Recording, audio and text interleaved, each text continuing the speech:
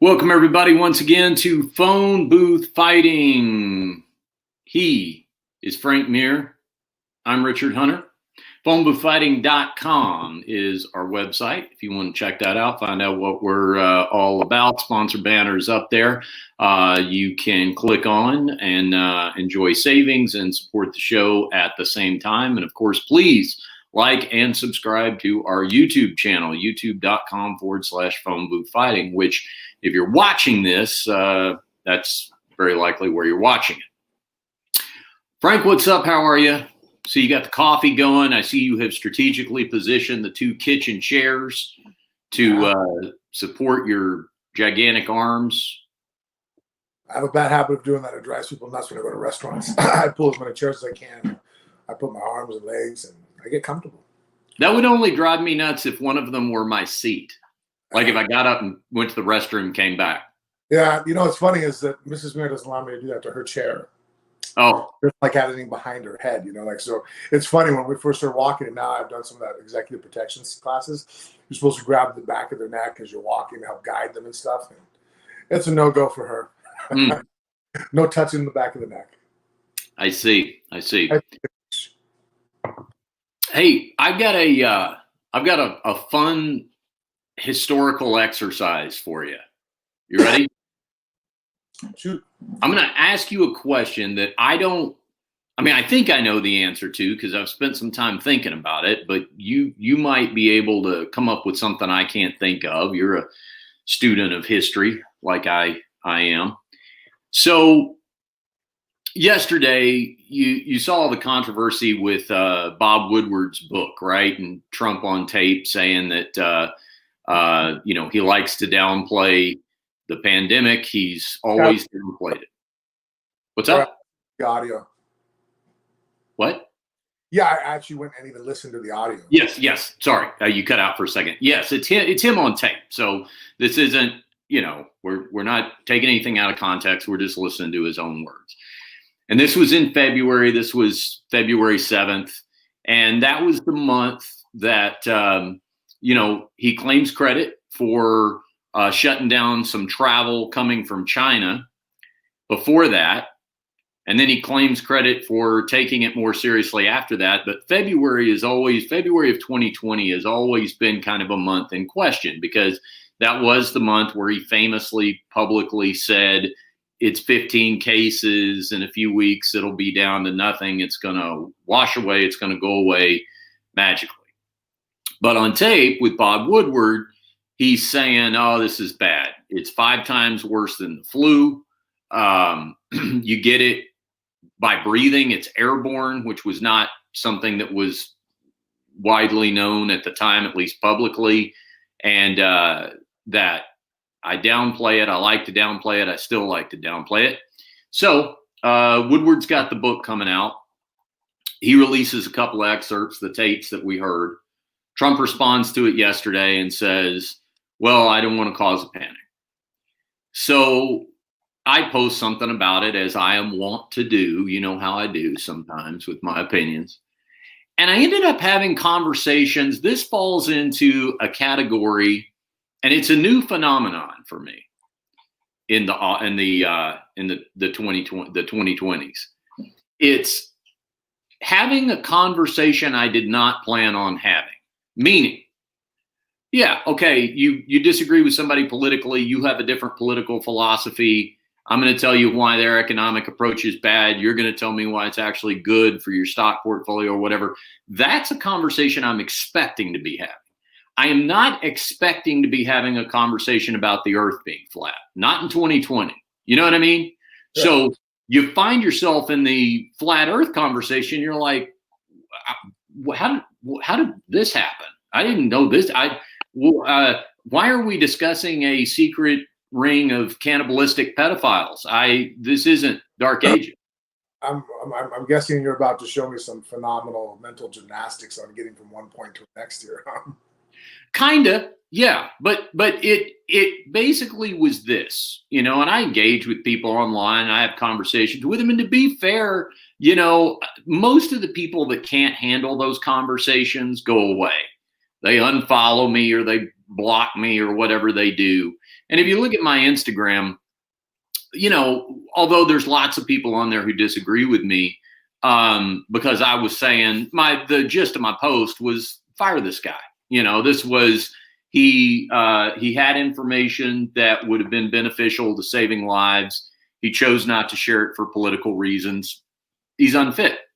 So I had people, posting their counter opinions. But here's what I wasn't prepared for. Or I say I wasn't a conversation I wasn't expecting to have. I wasn't expecting to have conversations with people who were saying, I'm glad he was dishonest. I'm glad he lied about this. If he hadn't lied about it, it would have scared people, and we would have had a panic on our hands. So, as I do in these situations, Frank, before I go out on a limb, although I don't think it's going out on a limb, let me put it this way, before I take a position, because I see this, and the position I'm about to take is it's bad if a president is not straightforward with the country in times of crisis. That's what I'm essentially about to say. So before I do that, I check it. I start running through my head, well, wait a minute. Can I think of a time where, if I'm being fair, I actually look at history and say, well, no, it's probably better we didn't know everything that we could have known at the time. Now, I'm not talking about, like, say, a military, a foreign military threat that you or I can't do anything about. If some country gets a nuclear weapon that we didn't know had a nuclear weapon, and right now it's top secret intelligence, I get it's going to be a while before you and I find that out, because you and I can't do anything about that. However, if it's a public health crisis, if it's, hey, if we find out, because I'm thinking about in February, I'm not wearing a mask. You're hearing about coronavirus, but work hadn't shut down. You're still doing everything you always did. And I definitely could have used some advance warning at that point to save some lives and protect myself. So here's what I do. I start going through history, and I say to myself, all right, let me think about this. How far back can I go? Even in my lifetime, or almost in my lifetime, right? So, like, Johnson lies about Vietnam. No, that was bad. He definitely should have been more transparent about Vietnam, and we could have gotten out of Vietnam sooner. So that's not good. Nixon and Watergate. No, it's not good that Nixon lied about Watergate. Then where did I go after that? Reagan, Iran-Contra. No, that wasn't good. We should have known about that. Clinton and Lewinsky. That was not good. He should not have lied about. I can't come up with that one. You're okay with that one? I still, to this day, will go down saying that didn't matter. Not to us. No, I get it. I mean, we could, and once that happens, we can have a conversation about whether or not it matters. But I'm just saying, I can't think of an example where we can ever look at something and say, you know what, it benefited the country that the president misled the American people about something. I can't. It makes no sense to me, the argument that is just a ridiculous argument to say that it saved us from panicking, because that information eventually did get out. I don't see anybody panicking now. In fact, still to the contrary, most people still don't believe that it's real. If anything, I think it's information that, because it was withheld and downplayed, caused a lot more fatality. I think it'd be hard to argue that, well, people would have panicked. Like, really? So everybody just would have took to the streets, robbing, murdering, killing them all. So when this information did come out and we were aware that it was airborne, we all had to wear masks. Where was all the people taking to the streets over that? Mm-hmm. The only riots I ever saw was to the anti-maskers when it came to this particular topic. So the whole I lied, I think it's a ridiculous statement. I think it's I think he absolutely screwed up, and a lot of people, I mean, myself included, I wouldn't have traveled and left the country and I had that information in February. that if the president said what he had said publicly and we could have had access to that, I would have altered my travel arrangements. I would have made different decisions. And I think a lot of Americans that are not here right now probably could say the same, that they would have adjusted their lively protocol and maybe would have had a fighting chance. Yeah, I mean, you got caught up in that. Now that I think about it, because you were in Europe, Ireland, right? Was it Ireland? Yeah, I didn't leave till February 27th, 28th, whatever date it was, the end of February. You know, in the middle of February, hearing this from the president, I could have called and canceled and taken less chance of, of being stuck outside the country or whatever risks it posed. And that being said, I would have. Hey, there's an airborne disease that's more deadly than the flu. Shit. Hold on a second. Let's take a step back and reevaluate this. And there's a lot of people that, because the president said the things he did in February and March, they also downplayed it and didn't take it as seriously as maybe they could have, and ended up getting very sick. Yeah, I mean, you had Bella with you. Yeah. So you got to think about the safety of one of your kids. You had a hard time getting back. I remember that. Well, just the fear if everything locks down and ensues, I'm out of the country. I'm nowhere there to protect my wife and my children. Right. So that would have been my main play. Even knowing the information I know now, I don't think that I'm ever going to die of the coronavirus. I think that, if you look at the statistics, I'm on the, the side that's going to be okay. I don't want to get other people sick, so I'm trying to be, cognitive of that and cautious as I can be. But at the same time, I'm worried about, the social fabric breaking down. So that's why I'm not really, I don't want to leave the country right now. I had this, I'm just like scrolling through some Twitter replies and Instagram replies. Here's one I had. Listen, if he was all doom and gloom, the stock market would have been unrecoverable. I have a lot of money in stocks, and I do not want the president all doom and gloom. So your stocks matter more than the 170,000 people that died. I told him that, to me, 170,000 dead people takes all the fun out of checking the stock portfolio. Yeah, at a certain point, financial gain has to be weighed against just, morality of just your fellow human. Yeah. Also, I saw the one. I'm going to paraphrase, but it's but my portfolio didn't take a hit. Yeah. Wow. I also saw the one. I don't have this one right in front of me, so I'm going to paraphrase a little bit. But somebody brought up the mental health aspect and that suicide rates are up. Okay, and not that that's not a problem, but I don't understand. We're going to not tell you about something in the air that could kill you because we don't want you to think about killing yourself because you're depressed about that. The only argument ever can be made for withholding information from somebody is if you can't do anything about it. If I go to a doctor and they're like, hey, Mr. Mirror would like to speak to you. Okay. My wife leaves and go, hey, look, by the way, you have whatever stage cancer, you have 2 weeks to live. There's nothing anybody can do about it. I might not say nothing to my wife and kids. It's like, let them enjoy these last 2 weeks. Let's not, doom and gloom. Like, okay, well, is knowing going to be able to give us any kind of fighting chance? No, none whatsoever. All right. Not that you cannot keep it a secret, or if you were to go ahead and say something, I can see both sides of the argument now. Now you have my interest. Well, what are your reasons for keeping it a secret? Well, because they panic. It'll be nothing but awful the last 2 weeks. Or maybe I do tell them so that way we do take care of the last 2 weeks and they know that, let's not go to work or to school. This is an important 2 weeks. Okay. See, so there's both sides of it. But not telling somebody the information that I can physically use to my advantage, that I can make decisions that could benefit me. That's not something I wanted a leader. How about this one? I'll do you one better on that analogy. Tell me if this one fits. let's say a contractor tells you got black mold in your house, right?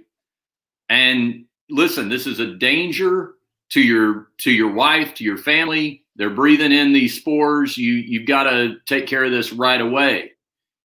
But you look at it and you go, boy, that's going to make her really unhappy with me. I'm going to become really unpopular because I'm the one who insisted we buy this house. You know what? Don't say anything. No. You're putting them at risk. And that's what made, I mean, that's almost an on the nose analogy of this situation where someone's making decisions that can harm other people's health because they don't have all the information and, you know, because I don't want to stress them out or panic. That is, I just can't imagine that mentally that you can really make that leap in your mind that like, yeah, it was okay to lie to us. What? That doesn't make sense to me at all. I even looked at it historically and I thought, okay, how does history treat leaders who fail that test, that moment of truth, right? So I thought about like Neville Chamberlain, you know, who appeased Hitler preceding Winston Churchill, who's considered one of the great leaders of the world. It isn't Neville Chamberlain, it's Winston Churchill. It's Winston Churchill who came in and said, you know, we're going to take on Hitler. He's bombing our country. There was no soft selling that. Chamberlain was the one who soft sold. How about James Buchanan? Historians consider, despite it always makes me laugh when I see people, you know, they did it to Obama, and before Obama, they would do it to Bush about this is the worst president in American history. No, it's just the one that's in front of you. Like, it's just the one that it's the only one you can even really recall right now. Like, there's so many times where, although I think I could make you some legitimate arguments present day, perhaps, but in the past, it's always been like, no, you're just saying that. Like, that's just hyperbole. But historians largely consider James Buchanan to be one of the worst, if not the worst, presidents in American history because he failed to do anything to avoid the Civil War. And so then it became Lincoln's mess to clean up. So again, who's on Mount Rushmore? It isn't James Buchanan. Who's considered one of the greatest presidents in American history? It isn't James Buchanan. So even as I was trying to think through history, I could not recall a figure that historians rewarded because they lied or showed a lack of transparency or an ability to rise to an occasion. No. And in fact, if anything, there were countries that were taking it much more serious early on. Yes. Their numbers are lower than ours. Obviously, everybody's numbers are lower than ours right now. And because of the rhetoric of the president, a lot of us felt that everybody was being overly cautious, being silly, you know.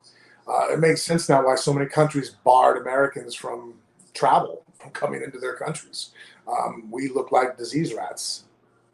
And that's so weird, right? It's so backwards. I mean, you've traveled internationally for so long. I have too in the past. American passports were like American currency.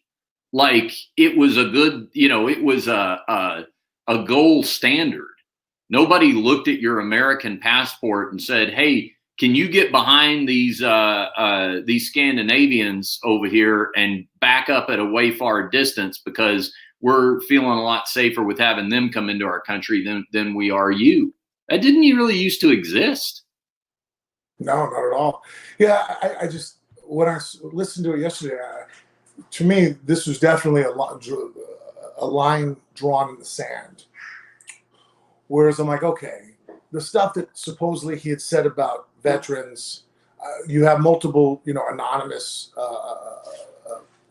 individuals that are, you know, witnesses, you know, that are coming forward saying it, but no one's putting their name on it. I could see how it's not a small leap for you to sit there and go, well, they're anonymous. How do we know he really said it? Here we have audio tape that's time verified of when it was said.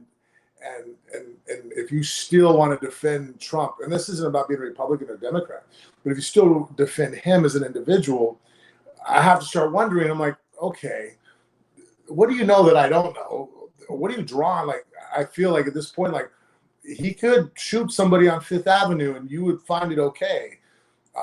Even if the person was completely innocent, he just walked up and tagged somebody. Like, we're getting into that, I think, definitely into those waters where you're on that side no matter what, you know. And I don't know, I can't follow anybody that far. I heard an interesting theory about along those lines the last few days that I had not really, I guess, considered to this level before. Somebody made the point that it's more about the fact that those supporters hate the other side, meaning the liberals, meaning the educated, what they perceive to be elite, like people who look down on them, right? That they hate them more than they like Trump, that this Trump thing just becomes representative of everything that they're angry about. And I think that's interesting because I think that's where you are able to abandon the common sense logic that you're opining right there. Like, I think that's where, if you're really looking at the individual, it is very difficult to say, well, damn, how many breaks can I cut this person? Like you said, are they literally going to gun somebody down in the middle of Manhattan and I'm not going to care? But when you can channel it all toward, damn it, this is I've been raging against my whole adult life. People who think they're better than me, people with better educations, people who, closed down my factory and moved it overseas, the cries of fake populism. I had one guy I was, and then, whatever, it's debating. It's fine. It's civil debate. But somebody pointed out to me yesterday, or pointed out, made the point on one of my posts. They said, well, I'm no Trump fan, but I can't vote for somebody who supported endless foreign wars throughout his entire political career. He's talking about Biden. Fair. Anytime you get some moderate, especially with a long political career, one of the reasons that they are moderate is because they have been, if not hawkish at times militarily, they've certainly been not the ones wanting to stand up and criticize what is at that time maybe something that's a military action that's wrapped in patriotism. But my point to this guy, when he says this, is okay, well, you are anti-military industrial complex. That's great. So you could never support a president who has a defense secretary that before he had that job was a lobbyist for a defense contractor, right? Like, that would definitely not be something you would want, because that's exactly what you have right now. And I just don't think people just aren't thinking those things through. That's where this whole conversation started, Frank. It's like, I just think it's so, not only is it important in terms if you want to look smart or be right or not get, caught backed into a corner, but I just think it's important for the general overall integrity of a debate of issues that you check your own positions. Man, I am about to say something. I'm about to take a position on something. Let me see if I can shoot holes in this real quick. In here, not as once it's out here, but in here. And if I can shoot any sizable holes in it, it's not leaving. I'm pointing at my head for those who are just listening to the audio of this podcast. Before it comes out of my mouth, I'm gonna test it for seaworthiness up in my head. Boy, I think that is a component we are just missing. Yeah, I agree. I think everybody just jumps on the initial, most apparent emotional response right now. I think is what we're seeing a lot politically, and I guess just I never realized how divided it was before in the country, of Republican to Democratic thought process. That in your mind, that no matter how bad the representative you have of your party is, you're going to vote across party lines no matter what. And I don't know if it is, it is now, but I don't know if it ever really has been. And I don't know how much it's going to stay that way until another. I think it has. I just don't think we've ever had a situation was this polarizing where you can sit there and go, wow, I understand. Look, a lot of the Republican ideals I really like, but I don't like, how Trump is the representative right now of that party in the executive branch. It's hard for, this has never been a situation, I think, where it's this apparent that, hey, I understand you're a Republican, but your guy is really unfit for office and really is bad for the country. Are you willing to vote for the other side, even though it's the lesser of the two evils for you? You can point out, there's awful things. I'm sure you can sit here all day long and, Frank dropped out here for just a second. There he is. He's back. Go ahead. You're right. So anyways, I've never think that I don't think it's ever been to this point where on either side a president's ever been so bad that somebody's able to sit there and go, wow, you're really going to stick to your guns even now? Like, like even if you were to tell me that, like, hey, neither side, they suck, I'm just not voting this election. I'm like, all right. You're like, look, I'm not going to help out Trump, but at the same time, I can't help out the Democrats either. Okay. Yeah. I think also that may be because it seems like historically, and maybe this is why I think this sort of thing attracts a lot of new people. And I say that because a lot of times they're not even rudimentarily aware of the precedents that this sort of this kind of toxic administration breaks, parts with long-standing principles that have been respected on both sides of the political spectrum. I've said that. I said, listen, when this whole thing's over with, somebody needs to come through like quality control. Like when the FBI hires a hacker, because that guy knows how to fit through all the loopholes and electronic back doors, and they hire him, they go, or when a casino hires a card counter, okay, put him in front of the cameras. Now have him tell everybody how other people are doing it because he was good at doing it at one time. That's what we're going to need. But you think about, like, I use John McCain as an example because he keeps coming up even though he's been dead because Trump keeps wanting to kick him.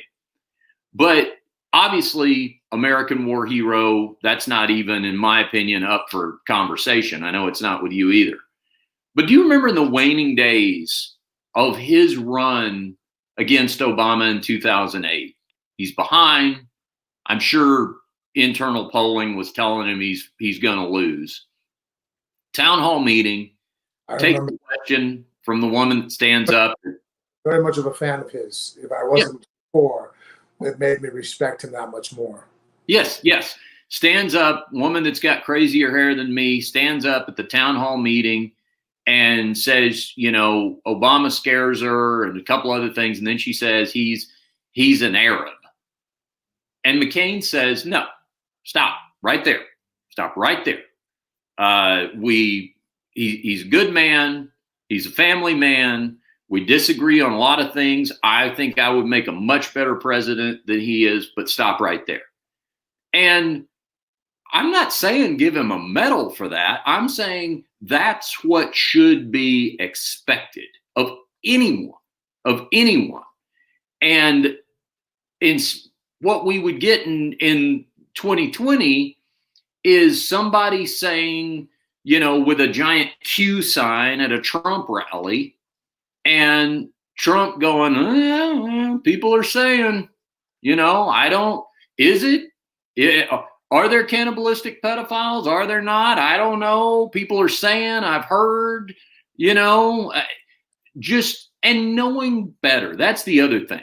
It's not like you're batshit crazy in that sense, Donald Trump. You know better than that. But you're just an opportunist. And you're like, wait a second, I got a sucker on the hook here. I don't want to let him off. Let me give him a little more line here and keep him on the hook. And it's like that, as much as we discount morality in politics, like that's just immoral. That to me, that means you're just, you at that point, you don't have a moral compass. No, I agree with you. I vividly remember that situation in 08, 07 with McCain. And I was very impressed that, and you're right, nowadays you wouldn't see that. If anything, when people say and shout crazy stuff to Trump, he only fuels the fire more. So you can be like, well, I didn't say it. I'm just pointing out somebody else who said it, and, knowing very well what he's using for his, because he's a marketing guy, more than anything else. I mean, yes, he's never been a substance guy. All his hotels constantly go under. How many times has he had to declare bankruptcy?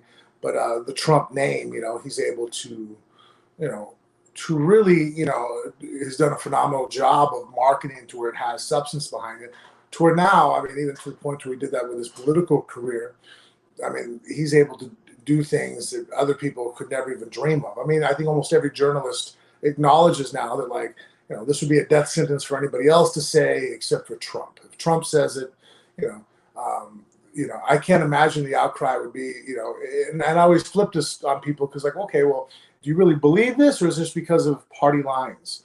I would just be as irate if Obama had said the same exact thing. If during swine flu it came out and he's like, yeah, no, we knew how bad it was and shit's bad, and then and that whole month or two afterwards he said that, he still came up publicly going, it's not a big deal, guys, don't panic, it's going to go away, just don't overreact to this. I would just be just as outraged also, because I'm like, well, that's just awful. You're the leader of the country, and you're downplaying something that you're playing with people's lives. Even worse. Imagine Obama has that information, right? But publicly, not only is he not bringing it to light, but he's looking at people who are trying to take precautions against catching it and saying, oh, look at you, pussy. How weak are you? What's with your little mask there? I really have my strongest claim to issue with this. If it was about not making people panic, and it was purely that, like somehow you really convinced yourself that, well, they're going to take to the streets and it's going to be bloodshed, then don't say anything. Just say we don't really know. We're finding out. Why do you have to go on to not only do you not say anything, but you actually are contradictory of the information. Like you stood at a podium and were giving information that that's going to kill people, and you don't even blink an eye at it. It doesn't bother you. And for someone to sit there and go, well, he did it for the sake of the stock market. I'm all, wow. You guys are all cold-blooded monsters, because that's horrendous. To sit there and say anything was done, well, I can't imagine that. I can't imagine someone actually sitting there looking around going, grandma's dead, but fuck, the portfolio's looking good. You know what I mean? Like, wow, really? Like, that was an acceptable trade-off? Yeah, acceptable. Okay. Well, we call them listeners, Frank. Hey,